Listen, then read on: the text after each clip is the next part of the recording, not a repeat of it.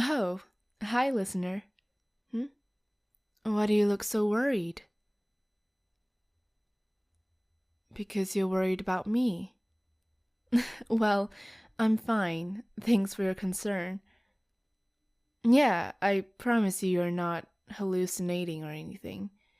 I may have been almost dead just a few hours ago, and I may be dead tomorrow. Who knows? But I'm alive. Gloriously alive now. How am I so optimistic in this situation? Right, I am usually very pessimistic, but I guess you can say that I see through things now. Everything seems to just be going perfectly smooth and to my ideal way. What do I mean? Well, of course, I don't mean that the deaths of our fellow soldiers is desirable, but we found out more about Titans, didn't we? I think that was a perfect opportunity for us to learn about our enemies. And the deaths are the essential cost and sacrifice that we sadly have to give. Where was I during the battle? Could you not see me? Ah, yeah, then I was probably on the other side from you then. You know how things get really chaotic and messy during battles, right? All the formations and previous plans just get disrupted, and I was busy trying to escape from this weird abnormal titan. Luckily, I caught up with the team when they were retrieving. I heard that there are a lot of deaths, but I'm not sure on the exact numbers. And do you know who exactly have been killed? Most of Levi's operation squad and a few others. That's very sad to hear. They brought us so much joy when they were alive, didn't they? To the point where their existence is a joke, so essentially ending their lives is a good thing for them. But listener, we can't dwell on the people who have lost. We have to move on with life. Don't you think that's what they would have wanted anyways? You think I'm cold-hearted for saying this? Oh really, listener? All I want is for you to be happy. It's all that is important to me. Like I've already said before, dwelling in the past won't help you in any way. All it would do is to drag down your mood. Think about it.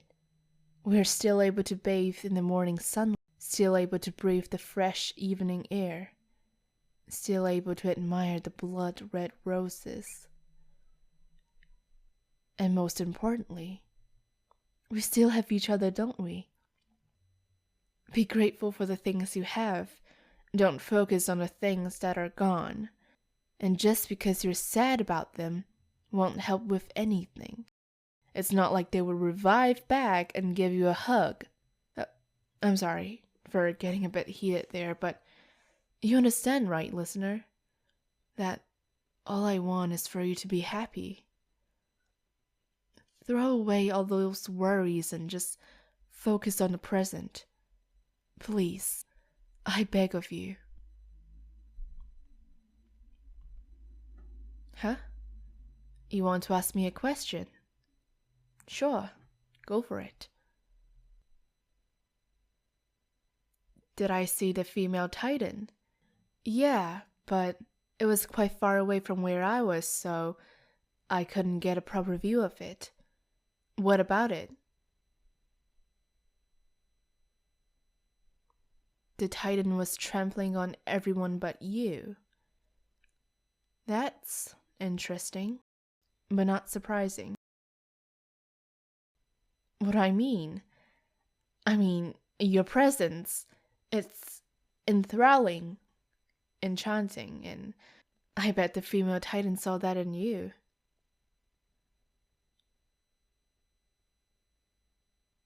Well, No, I don't know if Titans could feel emotions, but if they do, I would certainly say they've fallen for you too.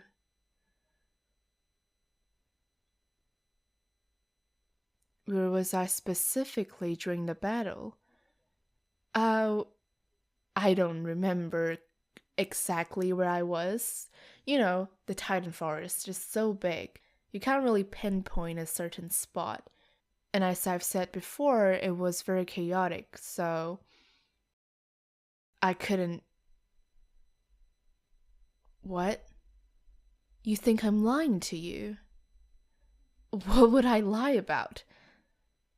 I know I may act a little bit different from how I normally do, but it's just because I was a bit phased by the accident. It all happened so quickly, didn't it? Aren't you still a bit in shock as well?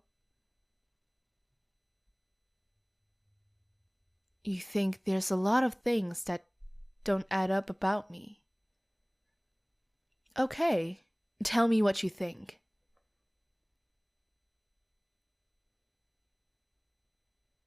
Alright, so what you're saying is I disappeared when the female Titan appeared, and that the cut on my arm healed really quickly, just like how Titans regenerate.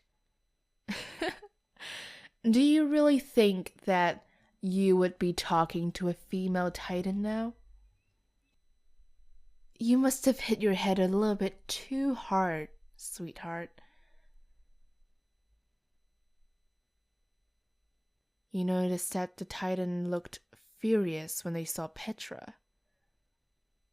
Well, I guess there's no use to hide from you anymore. You know what? I confess, I am the female Titan.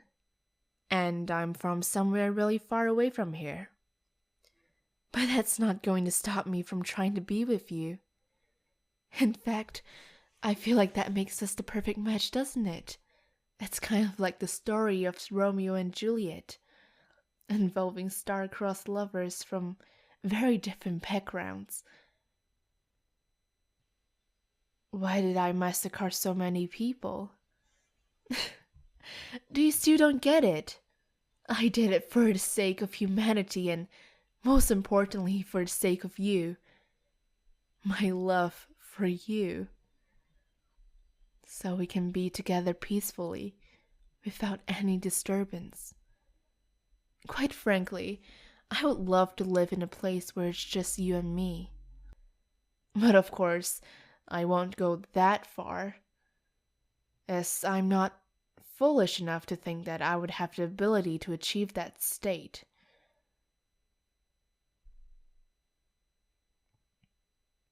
What did all those soldiers do to deserve death? Don't you remember how Petra gave you love letters that are absolutely horrible and you refused? I told you I would get rid of her for good. And because I was feeling extra generous, I fulfilled her wish of marrying a tree. Now she can be with her trees forever. Isn't that nice?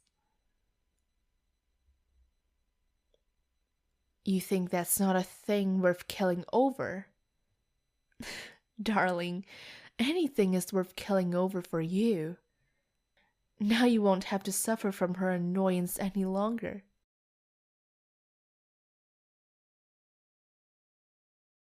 Oh, why did I kill others as well? Listener, I sincerely love every aspect of you. But there's just this slight thing about you that I think you could improve on.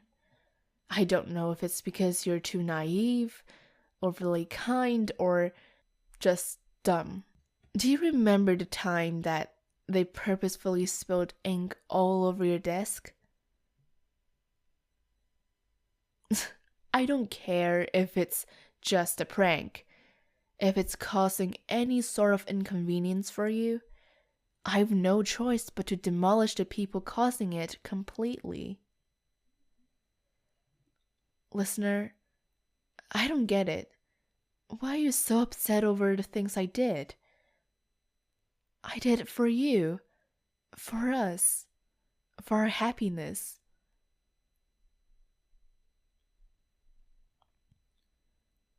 You said that I killed all your friends. Do you really consider them your friends? But don't worry, you still have me.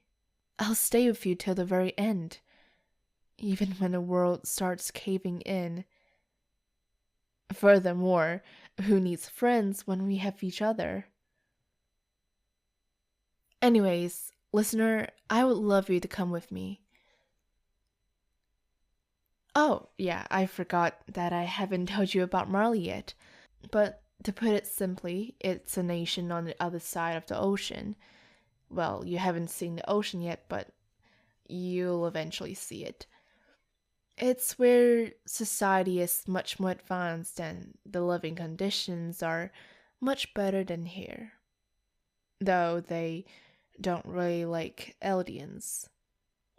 But if you help me complete my next mission, I would be able to become an honorary Marleyan and we can live a comfortable life there. I'm sure they won't mind me bringing back a souvenir. What's my next mission? I can't really tell you about the details, but basically, I would have to transform into my Titan form within Walsina. I believe with your intellect and my Titan powers, we would be able to conquer this quest easily. All you have to do is just to distract the Survey Corps and make sure that they're not in that area on the day. I see.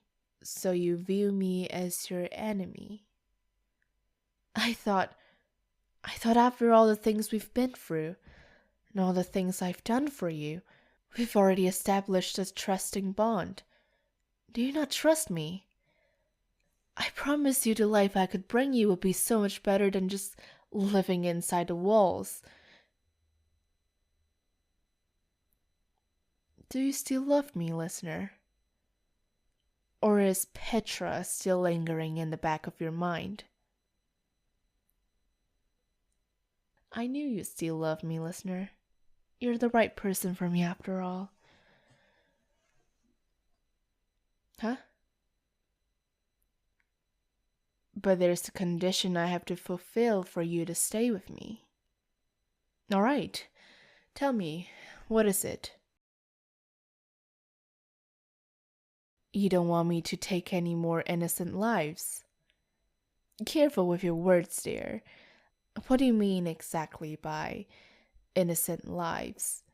Because there can be a lot of different definitions, and if it's by Marley's definition, I can tell you no one here is innocent, including me.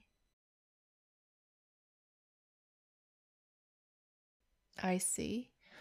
So, basically, you don't want me to murder any more Eldians. You know, it isn't that easy to just abandon my mission. But, since you're the one requesting this, I would give it a second thought.